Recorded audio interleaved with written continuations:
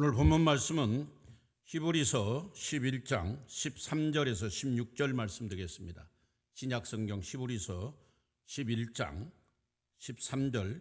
이 사람들은 다 믿음을 따라 죽었으며 약속을 받지 못하였으되 그것들을 멀리서 보고 환영하며 또 땅에서는 외국인과 나그네임을 증언하였으니 그들이 이같이 말하는 것은 자기들이 본향을 찾는 자임을 나타냄이라.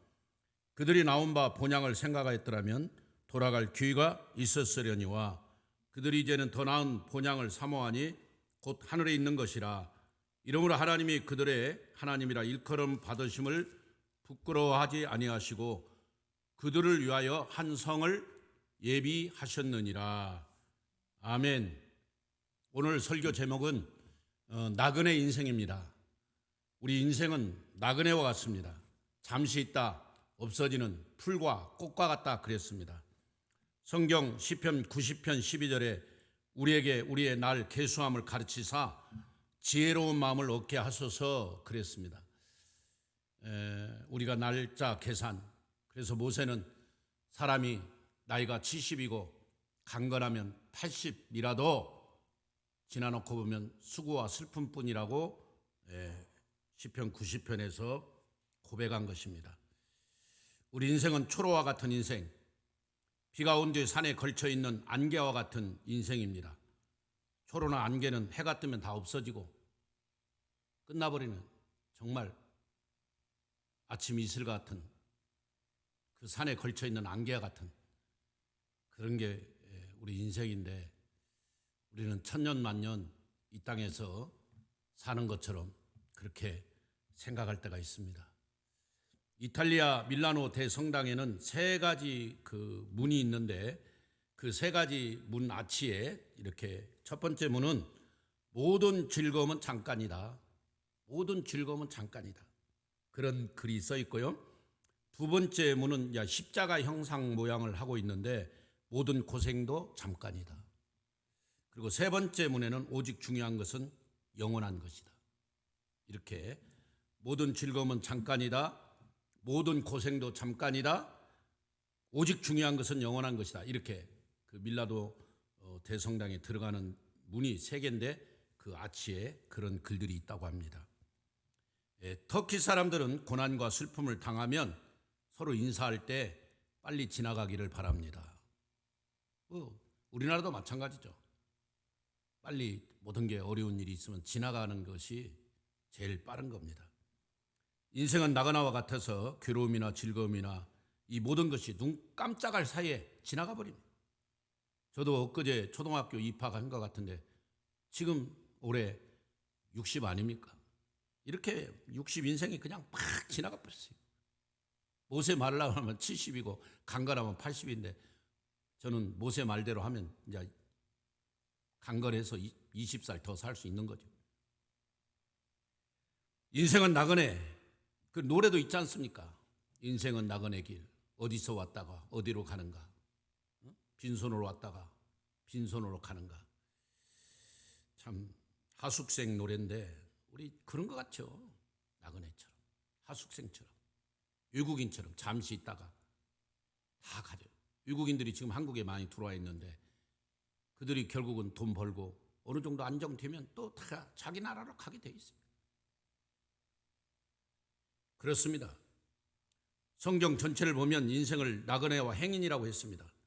아브라함도 나그네라고 했고 야곱도 나그네라고 했습니다. 근데 나그네 인생길 그렇게 표현했잖아요. 인생이 나그네와 같다는 것은 어떤 뜻일까요? 인생은 이 세상에서 얼마 동안 나그네와 같이 살다가 떠나간다는 뜻입니다. 인생은 안개와 같이 잠깐이란 뜻입니다. 어린 시절은 아침 같고 젊은 시절은 낮과 같고 늙은 시절은 저녁과 같이 잠깐 지나가는 것이 우리 인생이다. 지난주 우리 박송은 집사님 어머니 지권사님이 하나님의 부름을 받아 건국대 병원 장례식장에서 장례를 치렀습니다. 96세의 인생을 살았지만 참 그 권사님은 늘 저희 교회 오셔서 저한테 기도 제목을 부탁했는데 참 그 죽음에 대한 기도 부탁을 했어요. 목사님 저 눈 감으면 그냥 스르르 자다가 천국에 가게 해달라고.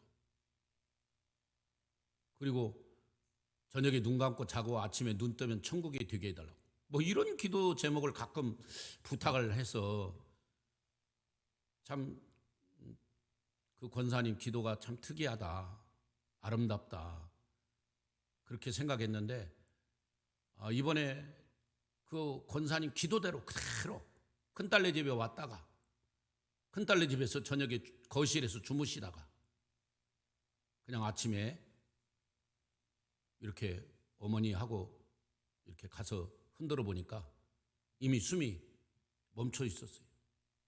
그래서 뭐 구급차가 오고 해가지고 병원으로 옮기긴 했는데 사망 진단서 발부받는데 굉장히 좀 어려움이 있었다고 하더라고요.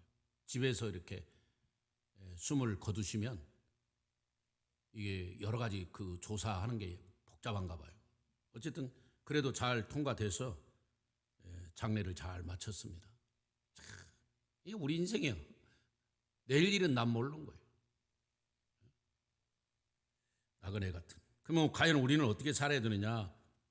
모세가 말한 대로 우리 인생 나그네 정말 다 놓고 가야 돼요. 우리의 자랑이 수고와 슬픔뿐이다.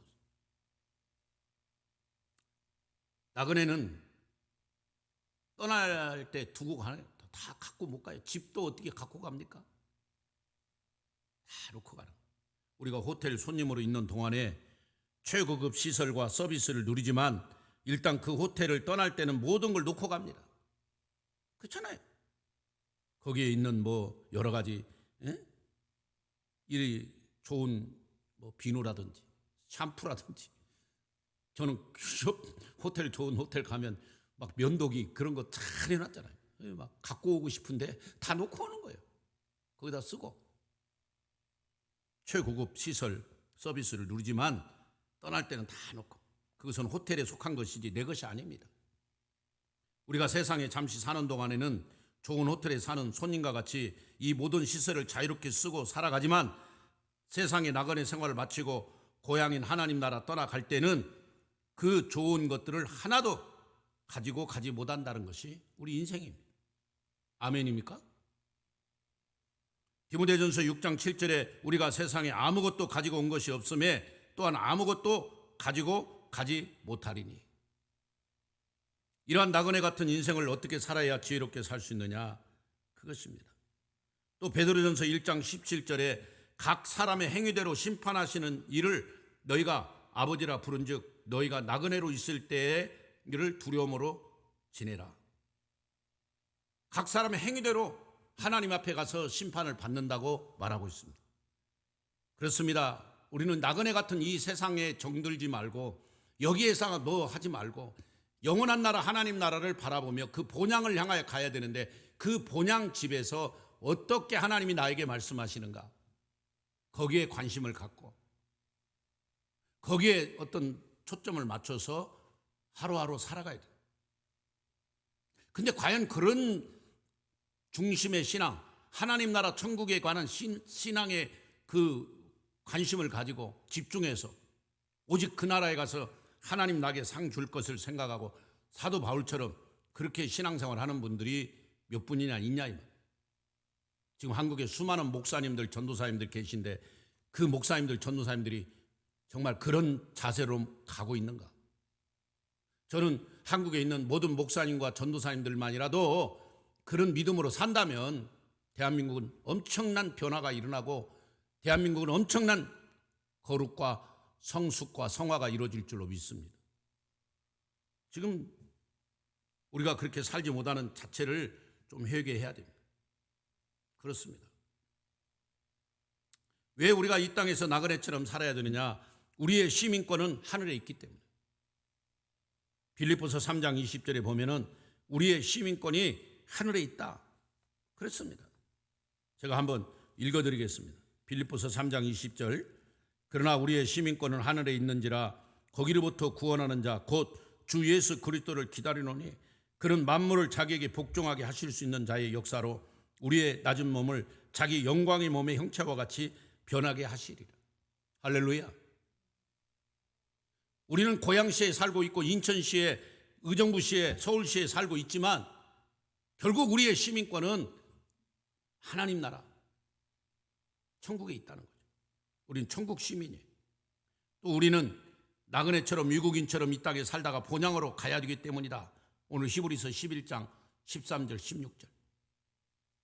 아브라함이 그렇게 살았어요. 나그네처럼 살다가 주님 앞에 갔어요.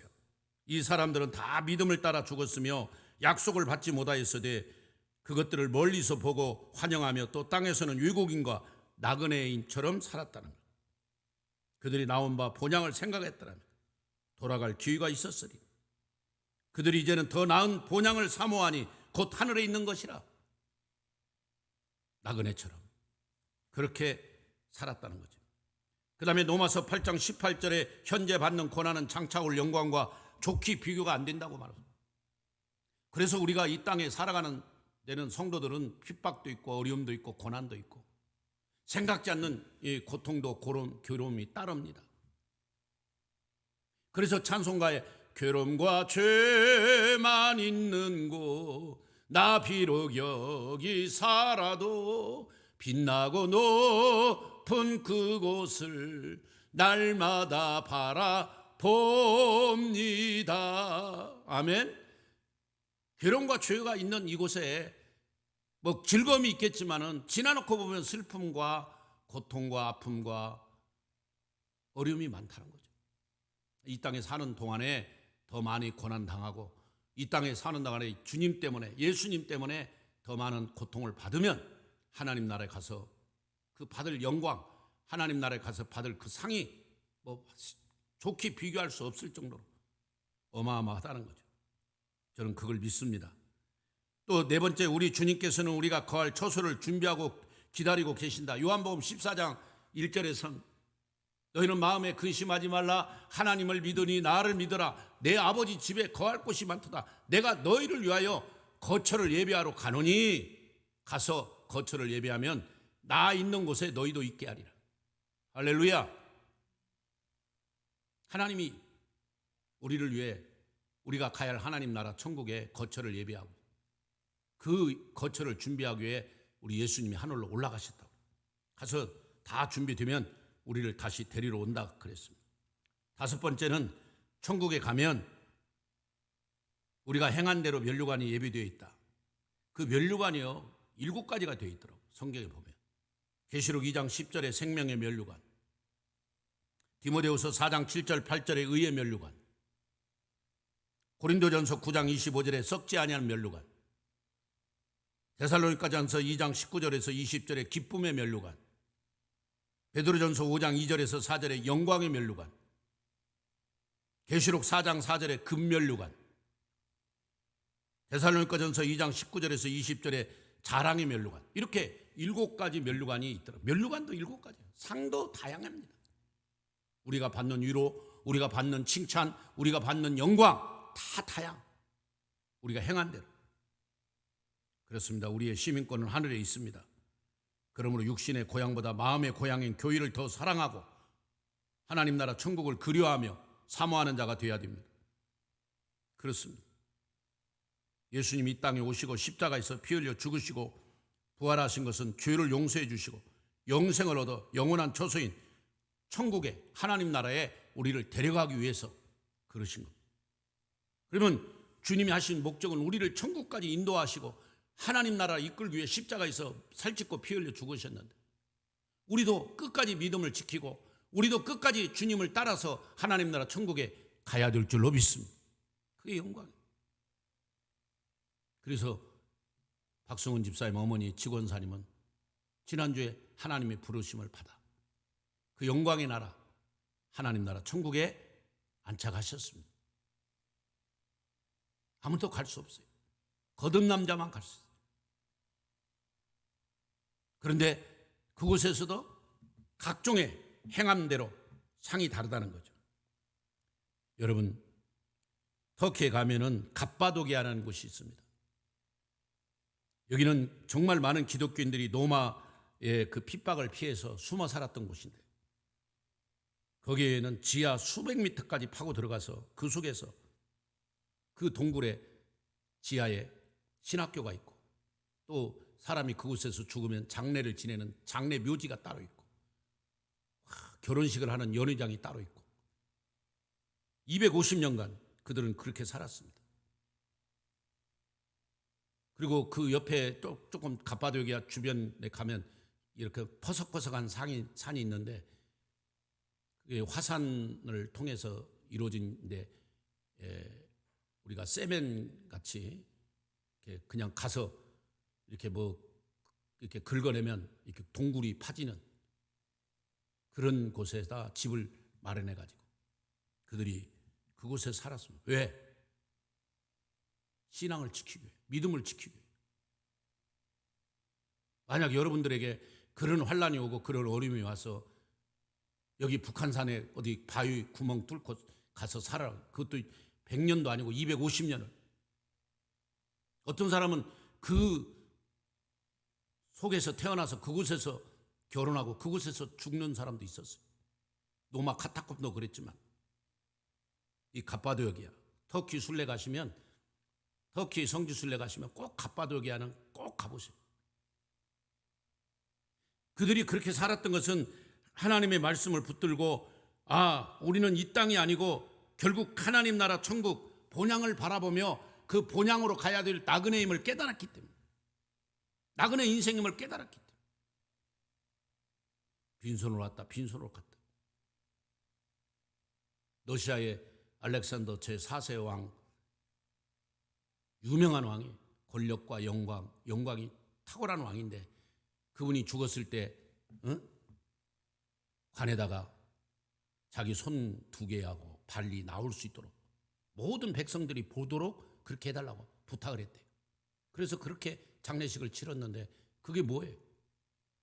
내가 그렇게 영광과 부귀와 권력을 누렸지만 내가 갈 때는 이렇게 빈손으로 간다는 것을, 아무것도 가지고 가지 못한다는 것을 보여주는 거예요. 참, 우리 인생 그렇습니다. 정말 나그네처럼 이 땅에 와서 살다가 하나나라 천국의 소망을 가지고 우리가 살아가야 됩니다.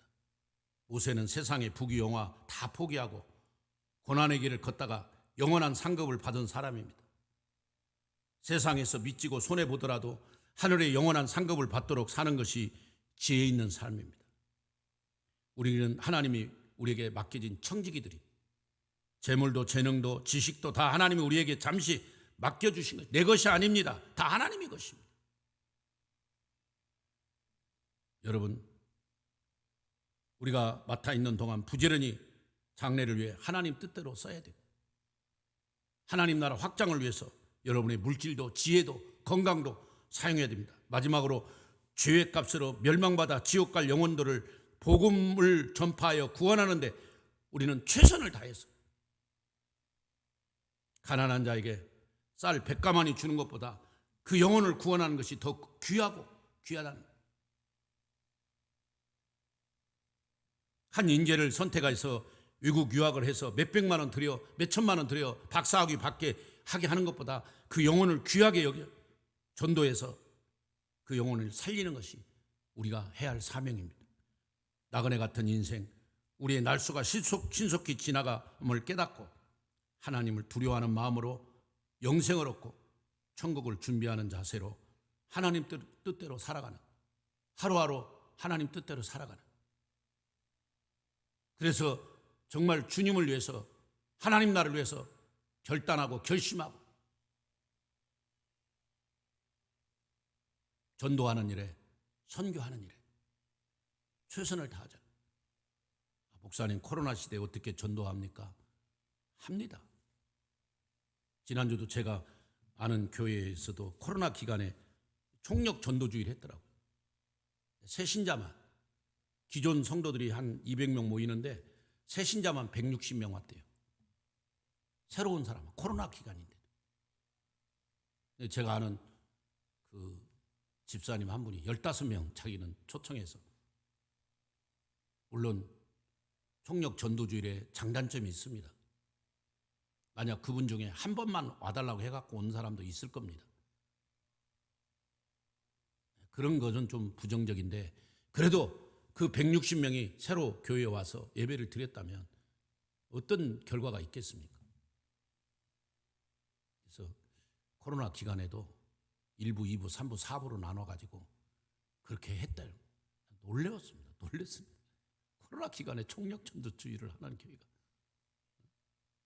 물론 예배당은 넓고 교인 성도들은 많이 들어갈 수 있는 자리인데 어쨌든 또 인원 제한이 있으니까 거기에 맞춰서 1부, 2부, 3부, 4부, 5부로 해가지고 그렇게 했다는 거예요.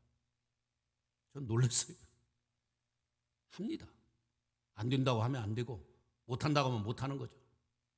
우리가 마음을 먹고 힘을 합해서 정말 우리가 이 나그네 인생에 최우선이 무엇이고 내가 우선순위가 무엇인가, 내 영혼이 잘된 같이 범사가 잘된 거죠.